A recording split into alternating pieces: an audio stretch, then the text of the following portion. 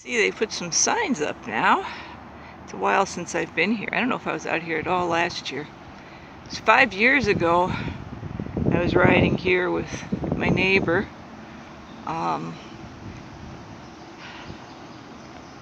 There's a nice map here now with bike trails and a little roof over it. Too bad they don't put a little roof at the bus stops where people have to stand in the rain and wait for the bus in the mud, because poor people don't matter. Well, anyway, yeah, 5 years ago, I was coming down this way with Don, and I said, well, I'm going to get off my bike because I don't like this curve. And when we got down around the curve, and by the way, these are all honeysuckle bushes, which are considered invasive, like you couldn't guess from the way they've invaded everywhere. But yeah, we came down around this bend, and there's a little bridge that goes across Richland Creek. It's not very wide at this point, but it goes through Belleville, and then it goes down South Illinois, and yeah, it was it's prone to flooding farther south than when I used to go to cross the big bridge across the Mississippi to go to work in West St. Louis County. Sometimes I couldn't get through some of the low spots because Richland Creek had flooded. And you know, if it floods uphill, you don't know that, and you don't know of a way to go around it, and you're late for work, and your boss tells you, oh, you should have started earlier. Like, what, 2 weeks ago? I don't know. Anyway, I stopped working there.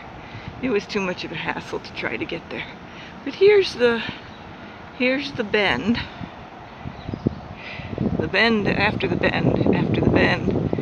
And yeah, that's what makes it so dangerous, because you pick up speed and then you go right into the railing over there, and you know, you don't quite make the curve, and things get really out of control in a terribly nasty way. So yeah, you can kind of see that some of these posts are newer than others, and there are some scratches on there, and I think it was probably right about over here that the fresh damage was 5 years ago. So here's the creek, and there are turtles in it. A lot of times on a sunny day you can see the turtles on logs, all lined up like buttons on a card, the way they used to sell buttons. I think I'm going to take a picture down this way, look this way, because I'm so nervous about dropping my camera. Anyway, there you go. Nice little creek. Here's the other side, the upstream side. Oh, there's a pretty big tree down there. Okay, so yeah, it's not real deep right now, but there is quite a bit of water compared to sometimes, but sometimes it comes right up. I mean, it's right up to the bridge, you know.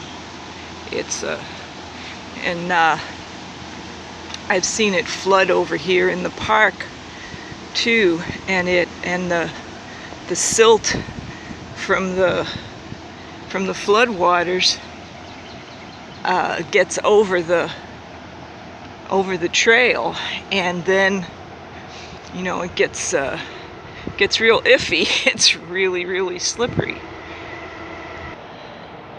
Here's some dried out muddy spot on the trail, and they're coming around another bend here, and then there's some pine trees there. And a while back when I was still into gardening, I'd collect the pine cones at the bottom and put them around the plants as mulch. They looked real pretty when you did that. But yeah, there's still significant water on the trail up ahead there. It's wet. Yeah, it is wet.